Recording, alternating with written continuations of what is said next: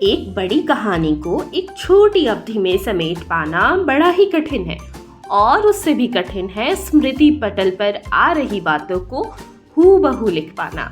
ये कहानी सिर्फ कहानी नहीं है, ये सफ़र है जो हमें लड़कपन से मैच्योरिटी की ओर अग्रसर करता है।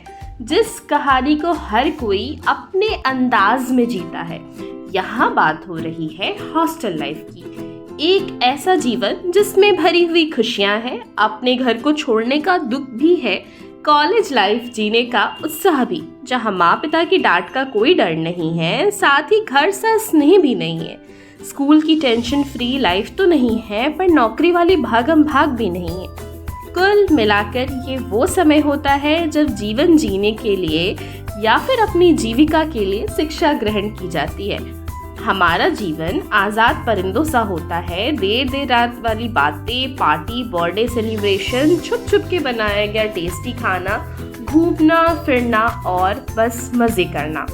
ये वो दौर होता है जहाँ रिस्पॉन्सिबिलिटी कम और लाइफ को एक्सप्लोर ज़्यादा किया जाता है। और यदि आपको पता चले कि जिसके साथ आपने 16 साल एक साथ बिताए हैं, अब उसे दूसरे शहर हॉस्टल शिफ्ट होना है, तो जैसे सारे झगड़े अचानक ही प्यार में बदल जाते हैं। नहीं, मैं अपनी बात नहीं कर रही। मैंने तो ग्रेजुएशन और पोस्ट ग्रेजुएशन दोनों ही डे स्कॉलर के रूप में किया है। यहाँ बात मैं अपनी छोटी बहन की कर रही हूँ।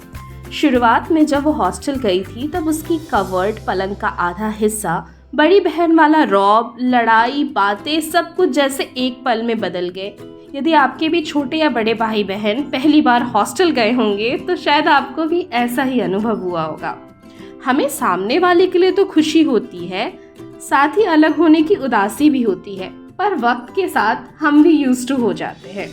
हॉस्टल लाइफ में एडवेंचर के अलग अलग तरीके हैं, जैसे सीनियर जूनियर्स के पंगे, उठापटक, रैंडम ट्रैवलिंग प्लान्स और बहुत कुछ। और रिलेशनशिप की भी कई वैरायटियाँ मिल जाएंगी, जैसे सिंगल, कॉम्प्लिकेटेड, मल्टीपल और जाने क्या क्या।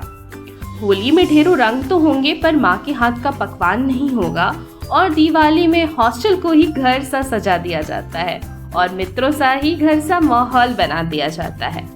इस हिस्से में बस इतना ही। छूटी हुई बातों के लिए मिलते हैं अगले हिस्से में। आपकी शैली।